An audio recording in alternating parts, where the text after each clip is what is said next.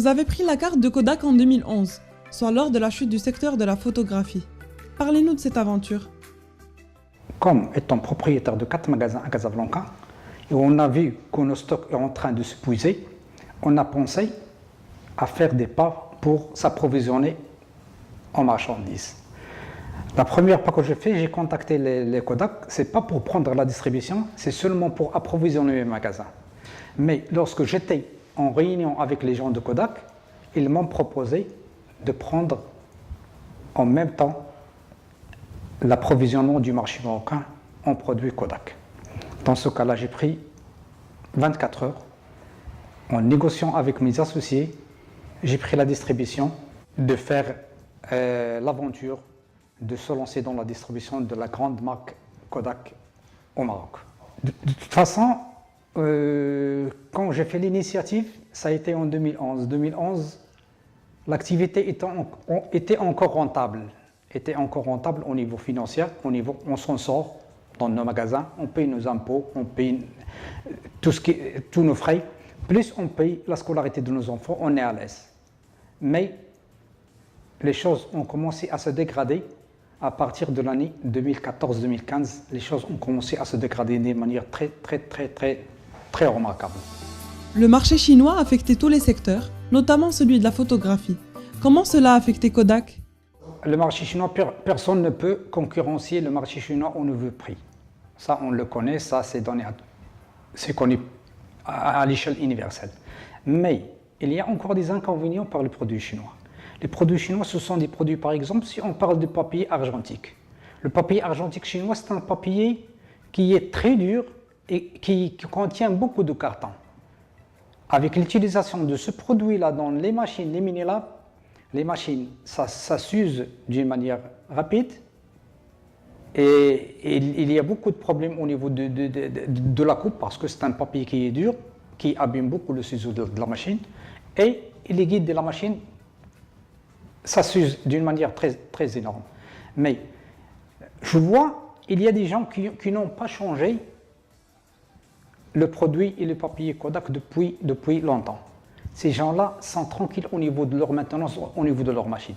Mais actuellement, je vois beaucoup de gens qui sont en train d'avoir des difficultés, qui travaillent avec des produits chinois et qui sont en train de se transformer vers le produit Kodak, malgré la différence de prix entre les Chinois et les Kodak. Donc ça restera toujours notre produit, qui est un produit de qualité.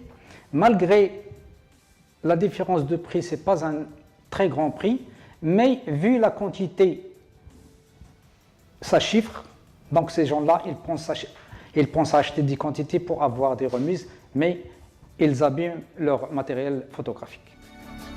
Les appareils photo, les films et les piles ne se vendent plus en laboratoire. Qu'est-ce que vous importez aujourd'hui comme produit ? Je me rappelle, notre première commande contient un peu de tout. Il contient des papiers, il contient des produits chimiques, il contient des piles, il contient des appareils jetables, il contient des appareils photo numériques amateurs, il contient des tablettes kiosques, des tablettes pour voir les photos, où les clients peuvent voir leurs photos, il contient tout. Mais tous ces produits-là, ils commencent à disparaître l'un après l'autre. Par exemple, l'appareil photo, il a commencé à disparaître au profit des téléphones portables. Actuellement, personne ne prend la photo avec un appareil photo, mais tout le monde utilise son portable. Les piles, comme vous savez actuellement, les piles, ça se vend avec les appareils photo argentiques avant, avec le film. Mais les appareils numériques actuellement, tous contiennent des batteries. Donc c'est normal que la vente des piles va chuter. Ça, c'est normal.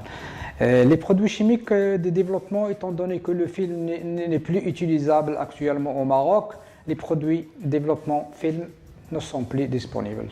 Mais actuellement, on se limite à deux choses. On se limite à des produits chimiques de laboratoire et on se limite au papier argentique.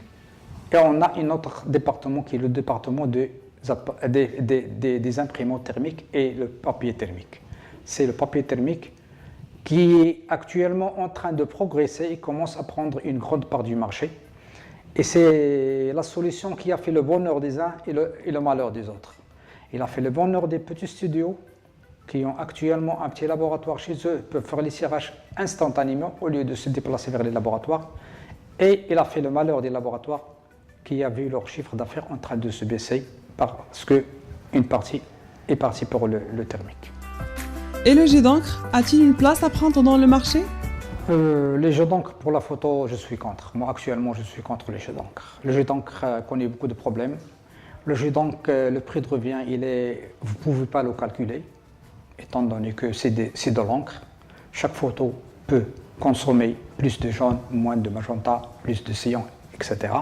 Donc le jet d'encre a beaucoup d'inconvénients. Le jet d'encre, comme on le connaît, l'imprimante jet d'encre, lorsqu'elle s'arrête 48 heures ou 72 heures, il y a problème de la pigmentation de la tête d'impression. Le jet d'encre n'a pas une durée de vie très grande en ce qui concerne la photo.